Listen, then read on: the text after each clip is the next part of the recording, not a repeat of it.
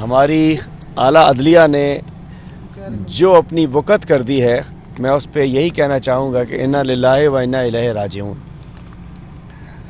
میں کراچی سے آیا ہوں، میں صوبہ سندھ کا صدر ہوں تحریک انصاف کا، خود میں 5.5 مہینے جیلوں میں تھا، اور میں نے آ کے ایک لیگل طریقہ اپنایا، وکلا سے رابطہ کیا، عدالت گئے۔ اسلام آباد ہائی کورٹ کی جسٹس سمن رفت نے ہمیں آرڈر دیا، اور اس آرڈر میں بڑا واضح لکھا، مجھے بھی دیا اور ہمارے دیگر ساتھیوں کو بھی، انہوں نے بھی اپنے اپنے طور پر 4 لوگ اپنے آرڈر لے کر آئے، اور میں کہنا چاہتا ہوں یہ اسلام آباد اسلام آباد ہائی کورٹ آف اسلام آباد، مجھے پتہ ہے۔ اچھا جی، یہ ہائی کورٹ کا آرڈر ہے، کسی جوڈیشل مجسٹریٹ کا نہیں ہے۔ Order in view of the foregoing the instant petition is allowed and the respondents are directed to arrange the requisite interview of petitioner with the ex-Prime Minister Imran Khan on Thursday, that is 14/3/2024 at 3 o'clock afternoon. High court ایک order دیتی ہے کہ اس مخصوص time پر ان کی ملاقات کرائی جائے، اور ایک ہیڈ کانسٹیبل وہ کہتا ہے کہ جی ملاقات نہیں ہو سکتی۔ میں کہتا ہوں اس سے بڑا نظام کی تباہی کیا ہو سکتی ہے؟ پاکستان کہاں جا رہا ہے؟ کہتے تھے نا 76 سال سے خطرے میں ہے، خطرے میں ہے، خطرے میں ہے۔ میں سمجھنا چاہتا ہوں کہ اس وقت پاکستان خطرے میں ہے، جب ایک ہائی کورٹ کے جسٹس کا آرڈر ایک جیل کے گیٹ پہ کھڑے ہوئے ایک صوبیدار صاحب، ایک سب انسپیکٹر صاحب، ایک سپاہی صاحب وہ اٹھا کے ہمارے ہاتھ میں دیتے ہیں کہ نہیں جی ملاقات نہیں ہو سکتی، چونکہ بین لگ چکا ہے، بین لگایا ہوم سیکرٹری نے۔ اس وقت پاکستان پہ ایگزیکٹو کسی کو ماننے کو تیار نہیں ہے، جس کی لاٹھی اس کی بھینس کی مصداق عدلیہ کے فیصلوں کی توہین کی جا رہی ہے۔ بھئی ہم تو کچھ نہیں کر سکتے، عدالتیں اپنی عزت نہیں کرانا چاہ رہی تو کون مانے گا اس کو؟ مطلب ایک آرڈر کو اٹھا کے پھینک دیا گیا۔ ایک شخص کراچی سے نکلا، یہ وزیرستان سے نکلے، کوئی کہیں سے آئے، ہائی کورٹ گئے، آرڈر لیا، آرڈر لے کے پھینک دیا۔ ہم کہنا چاہتے ہیں یہ بین جو ہے یہ مشکوک بین ہے۔ کیوں بین لگایا گیا ہے؟ کس لیے بین لگایا گیا ہے؟ کیا آپ یہ چاہتے ہیں آج ہم پارٹی کے لیڈرز، پارٹی کے ورکرز کورٹوں میں جا رہے ہیں، آئینی لیگل اپنا حق استعمال کر رہے ہیں، اور ہم وہ درخواست لے کر کورٹ میں جاتے ہیں، آرڈر لے کر ہم یہاں آتے ہیں، ہمیں نہیں ملنے دیا جاتا؟ قوم میں تشویش پائی جا رہی ہے، کہیں یہ نہ ہو کہ پوری قوم اپنے کپتان سے ملنے کے لیے اڈیالہ آ جائے، کہیں یہ نہ ہو کہ ہمیں کال دینی پڑ جائے کہ جی فیملی سے ملاقات نہیں ہے، ہماری ملاقات نہیں، لیڈرز کی ملاقات نہیں ہے، پارٹی کے ڈیسیژنز لینے ہیں، پارٹی کے فیصلے کرنے ہیں۔ ایسا کیا خوف ہے؟ تو پھر کیا ہوگا؟ میں پوچھنا چاہتا ہوں کہ اگر پوری قوم اڈیالہ پہ اکٹھی ہو گئی تو پھر کیا ہوگا؟ تو اس چیز سے بچیں۔ ہم بڑے بھرپور طریقے سے جس انداز سے انہوں نے خان صاحب پہ بین لگایا ہے، ہم اس کی شدید مذمت کرتے ہیں۔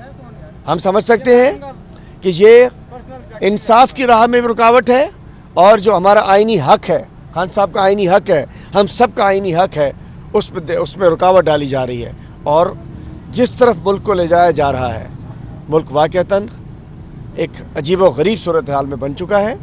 نہ رول آف لا ہے، نہ آئین ہے، نہ قانون ہے، نہ انصاف ہے، نہ عدالتوں کا کوئی پوچھنے والا ہے۔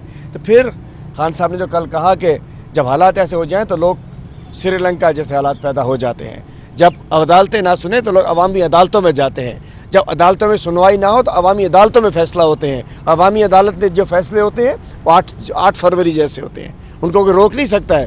جب اس کے اندر گند کرتے ہیں، جب اس پہ فارم 45 کے ذریعے فارم 47 کے حکمرانوں کو بٹھاتے ہیں، تو پھر یہ لولی لنگڑی حکومت وجود میں آتی ہے۔ اور میں آج تمہیں کہنا چاہتا ہوں یہ جو دونوں حکومت جو فارم 47 کی پیداوار ہے، یہ 5 سال تو کیا 5 ماہ سے زیادہ ان کا ٹائم نہیں ہے۔ اور یہ بھی بتانا چاہتا ہوں نون لیگ، پیپلز پارٹی اور MQM کی یہ اجتماعی سیاسی، ان کی سیاست کی اجتماعی قبر ثابت ہوگی جس انداز سے انہوں نے ہمارے مینڈیٹ پہ قبضہ کیا ہے۔ چونکہ آپ اسلام آباد پنڈی کے صحافی ہیں تو جناب میں ہمارے کراچی کی اور حیدرآباد کی 22 سیٹیں MQM کو چوری کر کے دی گئی ہیں۔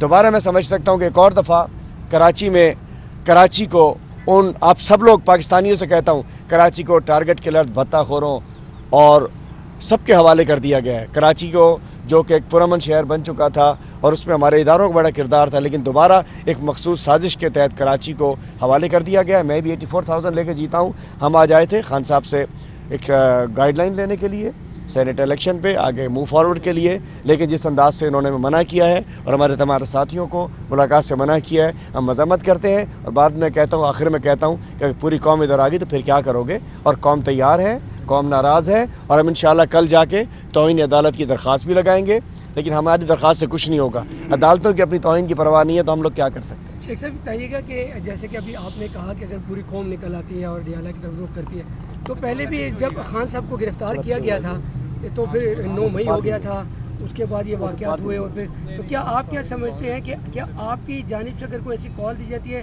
क्या एक और 9 मई होने जाना है, या फिर ये कुछ लोग चाहते हैं कि सिचुएशन ऐसी बना दी जाए कि ऑटोमेटिक तौर पर एक बार फिर 9 मई हो जाए और PTI के ख़िलाफ़ क्रैकडाउन हो जाए? देखिए जी, 9 मई एक हमारा पार्टी का वर्जन है, हमारे चेयरमैन का वर्जन है। 9 मई की असल ज़िम्मेदार कौन है? जिनकी वीडियोस मौजूद हैं, जो ज़िम्मेदार हैं, जिन्होंने किया, असल ज़िम्मेदारों के ख़िलाफ़ सज़ा दी जाए। पूरी कौम की भी डिमांड है, हमारी भी डिमांड है। 9 मई शुरू हुआ इस्लामाबाद हाई कोर्ट से, जब खान साहब को गिरफ़्तार किया गया, वो हमने नहीं किया था। और उसके अलावा 9 मई में जो किरदार जिन्होंने दंगा फसाद जलाओ घराव किया, वो हम में से नहीं थे। हम आज भी भरपूर तरीके से 9 मई की जो जलाओ घराव माल तोड़ हुआ उसकी हम मुखालफत करते हैं। हम पुरअमन लोग हैं, आइन पसंद लोग हैं, अमन पसंद लोग हैं। हम ना ये चाहते हैं कि सोशल मीडिया पे कोई ऐसी कैंपेन चले जो मुल्क को कमज़ोर करने के बायस बने, ना हम ये चाहते हैं कि फ़िज़िकल कोई ऐसा अटैम्प्ट हो। तो हम आज भी बात कर रहे हैं, पुरअमन एहतजाज हमारा आइनी हक़ है, और पुरअमन एहतजाज से ना हमें कोई रोक सकता है। हमारा हक़ है कि हम एहतजाज करें, हम असम्बली करें, हम मार्च करें, हम बात करें। हम ना पहले कानून में हाथ लेने चाहते थे, अब हम कानून हाथ में लेना चाहते हैं, और हम जिन्होंने कानून हाथ में लिया वो हम में से नहीं है। 9 मई को एक साजिश हुई थी, उसके लिए जुडिशल कमीशन बनना चाहिए ताकि वो प्रोब करे और असल किरदारों को सामने लाए, और जो भी 9 मई के असल किरदार है उन्हें सज़ा होनी चाहिए। हम भरपूर इसकी हामी है। अच्छा, अभी आप कितने लोग खान साहब को मिलने गए हैं और आप कुछ को रोक भी लिया गया है, तो क्या लायामल अगला, क्या आप क्या समझते हैं खान साहब अगला लायामल क्या अख्तियार करेंगे, क्या टारगेट देंगे आपको? देखिए जी, लायामल तो बड़ा क्लियर है। मुल्क में आइन और कानून के तहत, रूल ऑफ लॉ के तहत हुक्मरानी होनी चाहिए, आइन और कानून की। और उसके बाद जो मैंडेट 8 तारीख को मिल गया है, उस मैंडेट का एहतराम करते हुए हमारी सीटें हमारे हवाले करें। जिस दिन हमारी सीटें हमारे हवाले हो जाएंगी तो एक कप्तान इस उदयाला जेल में नहीं, इंशाल्लाह बनीगाला में होगा और वज़ीर-ए-आज़म हाउस में होगा, 2/3 मेजॉरिटी से होगा इंशाल्लाह। और हम जाएंगे, हम अपना, अभी हमारे वकला को आज इजाज़त मिली है, मतलब तमाशा नहीं है, मतलब किसी को इजाज़त दे रहे हैं, किसी को नहीं दे रहे हैं। हाई कोर्ट के ऑर्डर्स को मुंह पे उठा के मार रहे हैं हमारे। मैं अदलिया से कहता हूँ, आप बराए करम जिस मुल्क से अदालती निज़ाम की बेइज्जती एक सिपाही कर दे, उस मुल्क का फिर अल्लाह ही हाफ़िज़ है।